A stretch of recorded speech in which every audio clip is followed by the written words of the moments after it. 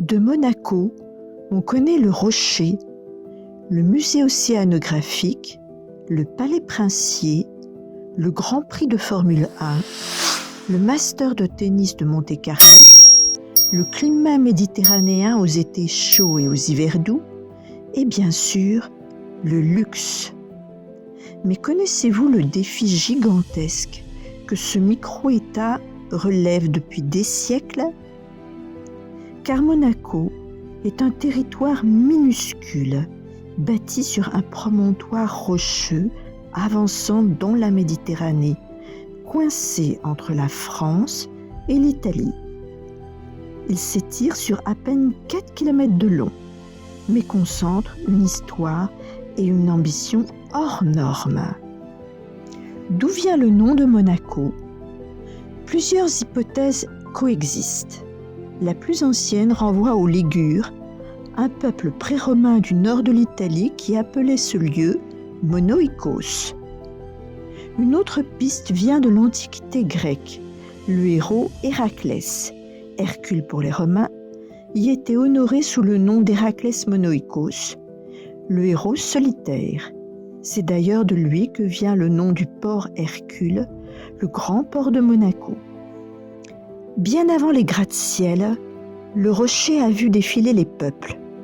Dès 2000 ans avant notre ère, les Ligures y vivaient déjà. Au VIe siècle avant Jésus-Christ, les Grecs de Massalia, l'actuelle Marseille, y fondent un comptoir. Puis viennent les Phéniciens, les Romains, et après la chute de l'Empire romain, les Sarrasins, jusqu'à leur expulsion au Xe siècle. Au Moyen Âge, le site passe sous contrôle de Gênes, la grande cité maritime ligure, et c'est là que tout bascule. En 1215, les Génois construisent une forteresse sur le rocher.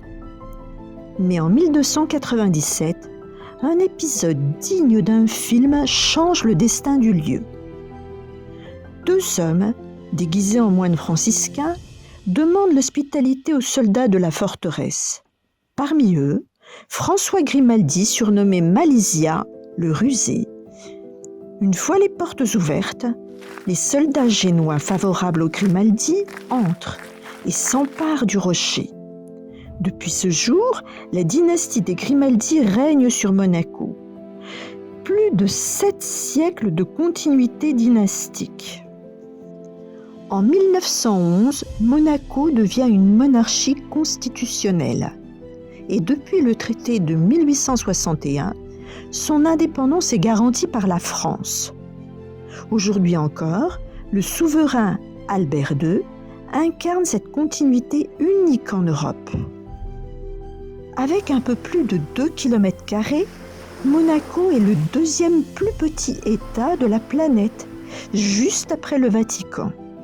Et pourtant, il fait partie des pays les plus densément peuplés au monde. Alors, comment faire tenir autant de vie, de bâtiments et d'activités sur un territoire si étroit ? La réponse est simple. Monaco a décidé de s'étendre sur la mer. Dès le XIXe siècle, des travaux de remblai commencent.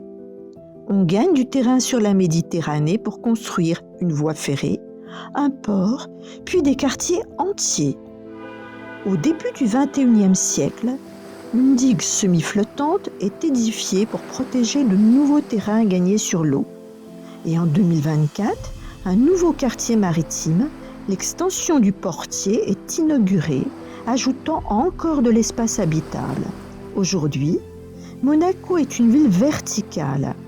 Immeubles de luxe, résidences, tours, tout est pensé pour optimiser chaque mètre carré. La principauté se structure autour de 4 quartiers historiques: Monte-Carlo, la Condamine, Monaco-Ville et Fontvieille. Elle possède une gare internationale, 2 ports de plaisance, un héliport reliant l'aéroport de Nice et même une autoroute qui frôle ses falaises. Minuscule par la taille, immense par l'ambition, Monaco a transformé ses contraintes en force. Un territoire arraché à la mer, une dynastie vieille de plus de 700 ans et un micro-État devenu géant de notoriété mondiale.